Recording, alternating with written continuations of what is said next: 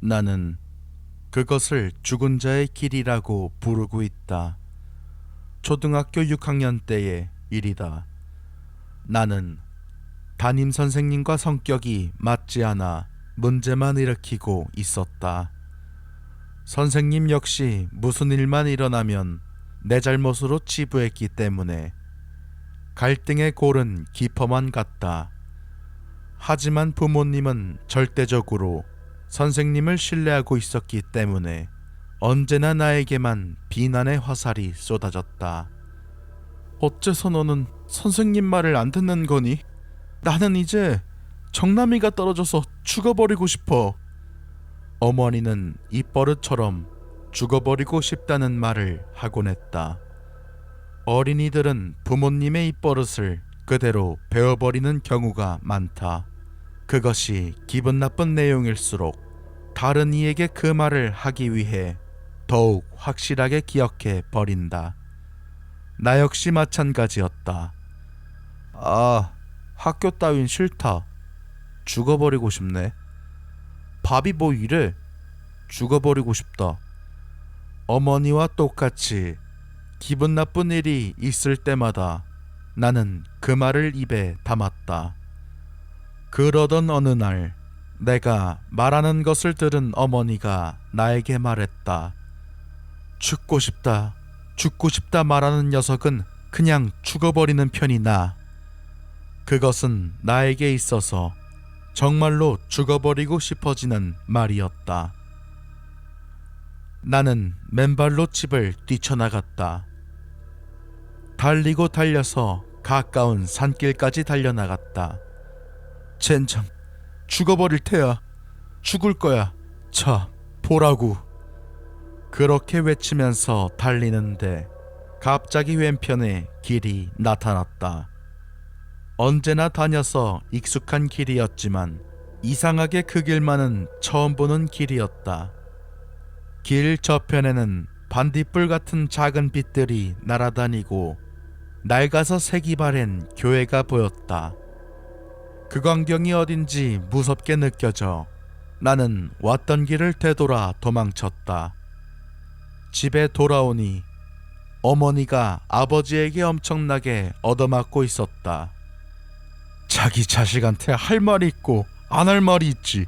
그것도 구분 못해? 아버지가 그렇게 화난 모습은 태어나서 처음 보는 것이었다. 그로부터 몇 년 뒤 나는 다시 자살 욕망에 휩싸여 있었다. 이유는 없었다. 단지 현실에 실증나 있었다. 변화없는 생활과 점점 달아만 가는 육체와 정신. 무엇이든 모든 것이 실증날 뿐이었다. 나는 밤거리를 빈둥거리며 오가면서 죽고 싶다, 죽고 싶다고 중얼거렸다. 그 순간 숲의 냄새가 났다.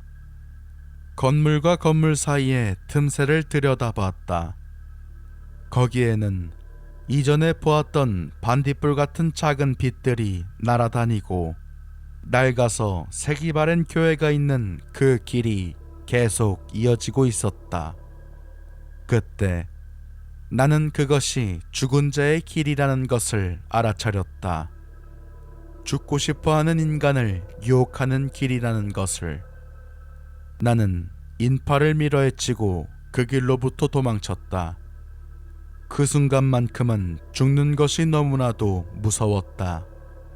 사람은 죽음이 다가올 때가 돼서야 드디어 살아있는 것의 소중함을 느끼는 것인지도 모른다. 그로부터 10여 년의 시간이 흘렀다. 나는 지금도 때때로 그 길을 본다. 옛날과 다른 점이 있다면 길 저편 교회의 문이 서서히 열리고 있다는 것일까? 언젠가 그 문이 활짝 열리는 날이 오는 것인지도 모른다.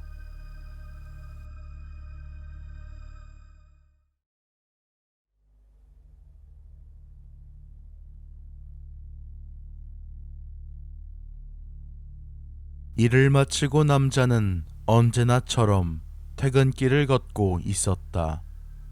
그러다 문득 시선을 느껴 어느 집의 2층을 우러러 보았다. 그러자 초로의 아저씨가 창문 쪽에 서서 손을 흔들고 있었다. 그것도 얼굴 가득 미소를 띄운 채. 왠지 불쾌했기 때문에 남자는 아저씨를 무시하고 집으로 돌아갔다.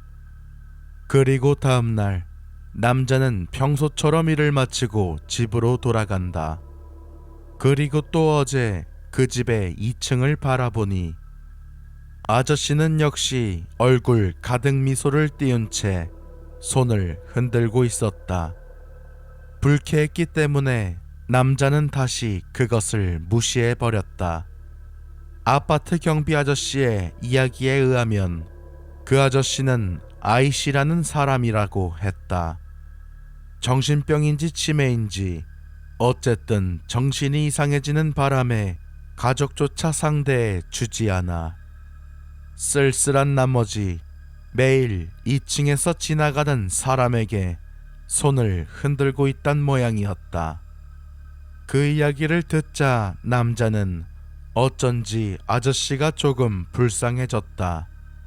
어느 날 남자는 퇴근길에 아저씨를 향해 손을 흔들어 줬다. 그러자 아저씨는 격렬하게 손을 흔들었다. 저 아저씨 기뻐하고 있구나. 그날 이후로 남자는 그 길을 지날 때마다 아저씨에게 손을 흔들어 줬다. 그러던 어느 날 남자는 평소처럼 아저씨와 손을 흔들며 인사하고 있었다. 그러자 아저씨는 얼굴 가득 미소를 띄우며 힘차게 손을 흔들었다. 남자도 그런 아저씨의 모습을 보고 기뻐졌다. 어이! 라고 외치며 머리 위로 손을 크게 흔들어줬다. 그러자 아저씨는 창문을 열고 한박 웃음을 지은 채 이렇게 말했다. 내가 지금 글로 갈게요. 그리고 아저씨는 웃음을 품은 채 2층에서 그대로 남자를 향해 다이빙했다. 아저씨는 담벼락 안쪽에 떨어졌다. 하는 둔탁한 소리가 울려 퍼졌다. 즉시 가족이 달려나왔고 남자는 무서워진 나머지 그대로 그 자리에서 도망쳤다. 그날 남자는 아저씨가 어떻게 된 것인지 걱정된 나머지 도저히 잠을 잘 수 없었다. 다음 날 남자는 일을 마치고 퇴근길에 나섰다. 남자는 조금 기분이 나쁜 탓에 평소와는 다른 길로 돌아갈까 생각도 했지만 역시 아저씨가 마음에 걸려 평소 다니던 길로 가기로 했다. 그리고 아저씨의 집을 보고 남자는 아저씨의 장례가 치러지고 있다는 것을 알았다. 남자는 그 자리에서 합장을 하며 아저씨, 도망가 버려서 죄송해요. 라고 마음속으로 사죄했다. 그리고 눈물을 글썽이며 아저씨가 언제나 손을 흔들어 주던 방을 올려다 보았다. 누군가가 있다. 남자는 눈물을 닦고 한 번 더 바라보았다. 그 순간 남자는 등골이 오싹해지는 것을 느꼈다. 죽었을 터인 아저씨가 손을 흔들고 있었다. 그것도 얼굴 가득 미소를 띄운 채.